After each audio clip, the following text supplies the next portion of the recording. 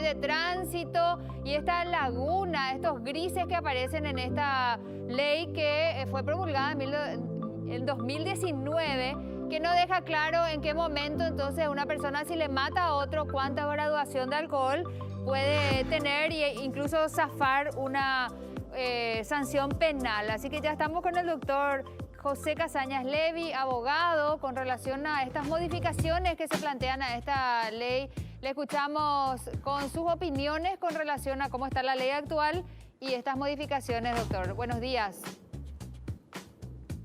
Buen día, ¿cómo están? Sí, efectivamente, hay que recordar que en el Código Penal existe un artículo ya desde el año 97 cuando entra en vigencia, en realidad entra en vigencia, sí, en el 98 entra en vigencia, y hay un artículo que es el 217, y ese artículo ya decía en ese momento que cualquier persona que conduzca habiendo consumido alcohol, lo cual le impide conducir normalmente con todos sus sentidos, puede ser sancionada por el solo hecho de estar en esa condición, independientemente de que suceda algo a partir de esa situación.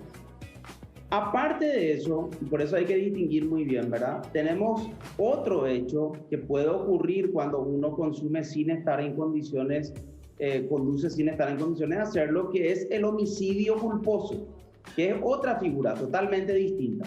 Ahí alguien muere, y muere a consecuencia de que una persona o no cumplió las reglas, o estaba en estado de ebriedad, o estaba bajo intoxicación, por cualquier motivo que fuere, pero no lo hizo intencionalmente. Esas son dos figuras que hay que separar. Una cosa es conducir en estado de ebriedad, otra cosa es matar a alguien habiendo conducido en estado de ebriedad. El primer caso, el conducir bajo el efecto de alcohol, fue modificado ese artículo con la ley de tránsito. La ley de tránsito modificó ese artículo del Código Penal, probablemente sin asesoramiento, Casaña de mi apellido, sin asesoramiento de algún abogado penalista. Y entonces modificaron el 217, pero se olvidaron que tenían que poner en la ley de tránsito cuál era el límite de la falta gravísima. Entonces, cuando un caso llegó a la Corte, el ministro Ramírez Candia dijo: no se puede aplicar ese artículo del Código Penal porque no sabemos desde qué momento es delito y hasta qué momento es falta. Eso es lo que pasó en el error que se cometió en la ley de tránsito.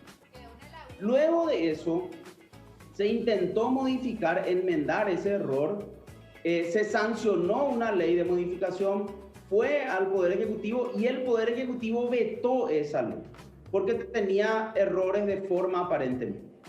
Hoy hay un nuevo proyecto presentado por el senador Silva Facetti y la senadora Zulma Gómez, donde ellos ponen eso que no estaban anteriormente y ponen el límite, hasta cuándo es falta y desde qué momento es delito.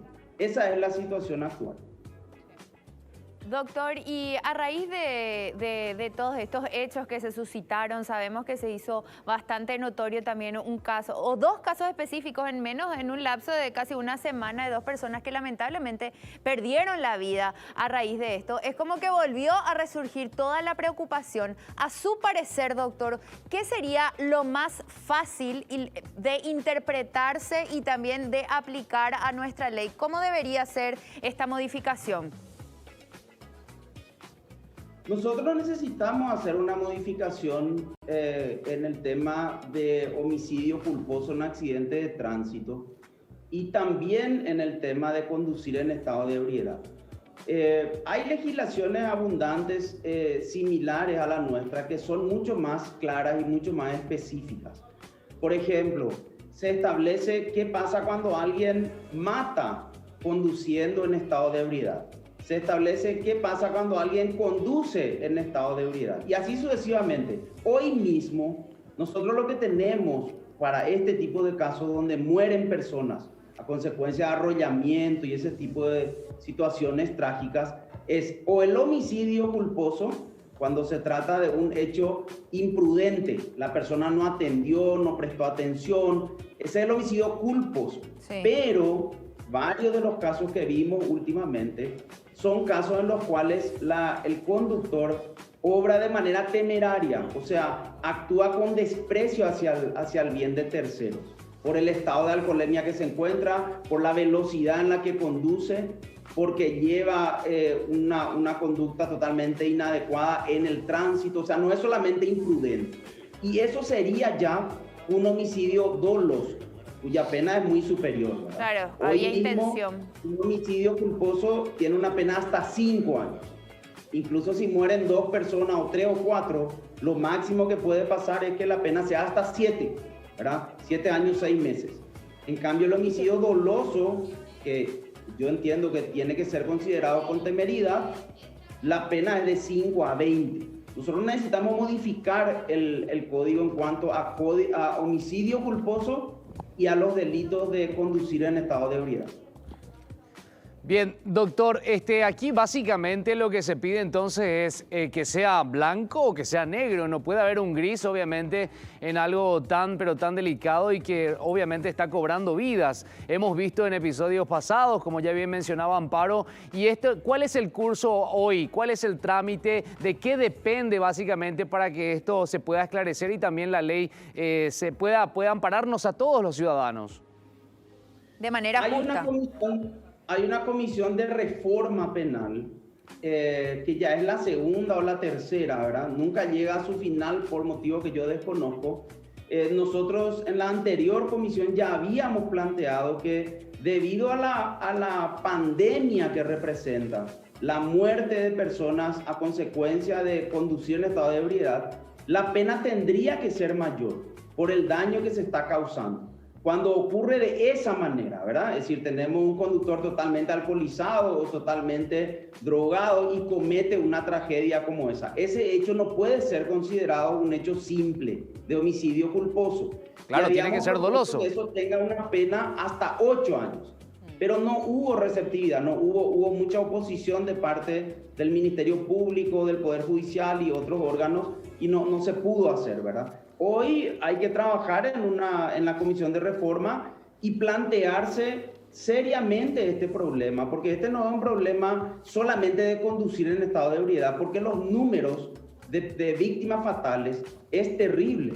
¿Por qué cree, doctor, que existe esta oposición de parte del ministerio?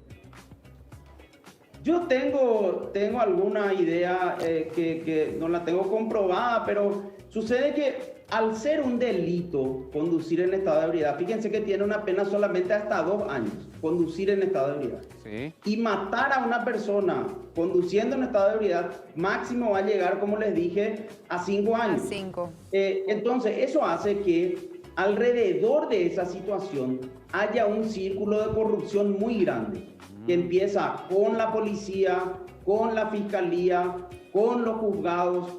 Entonces se ofrece todo el tiempo salidas a la persona que cometió el hecho y busca alternativas.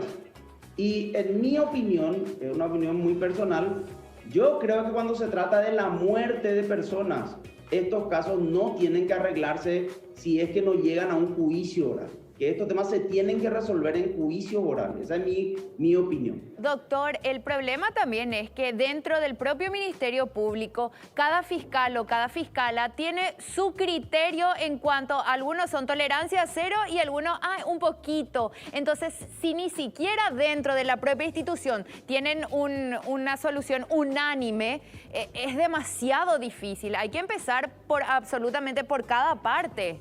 Es un problema que hasta hoy día el Ministerio Público no tenga una posición.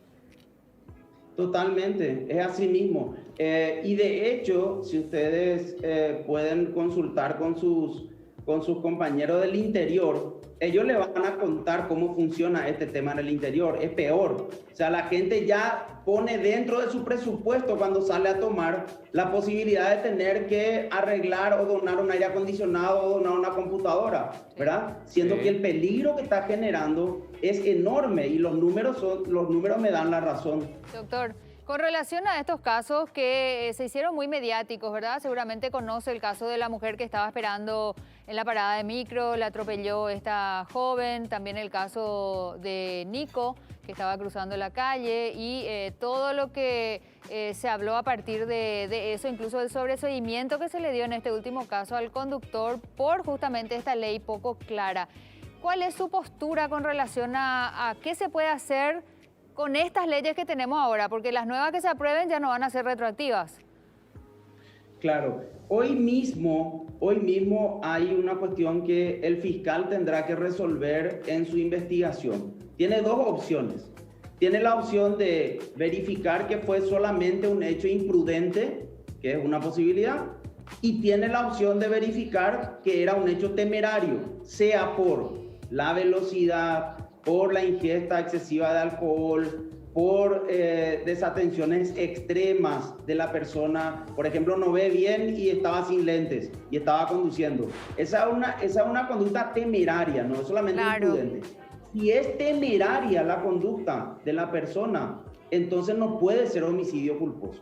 Tiene que ser, doloso, lo que se habrán escuchado varias veces, homicidio doloso eventual, ¿verdad?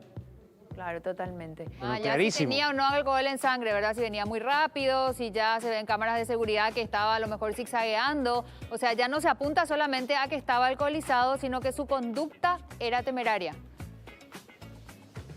Totalmente. Vuelvo a decir, la temeridad significa la persona muestra con su comportamiento desprecio hacia los bienes de otras personas. Esa es la conducta temeraria.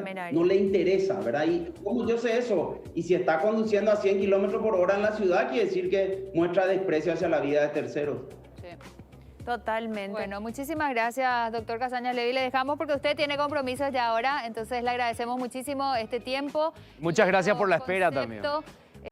Vive la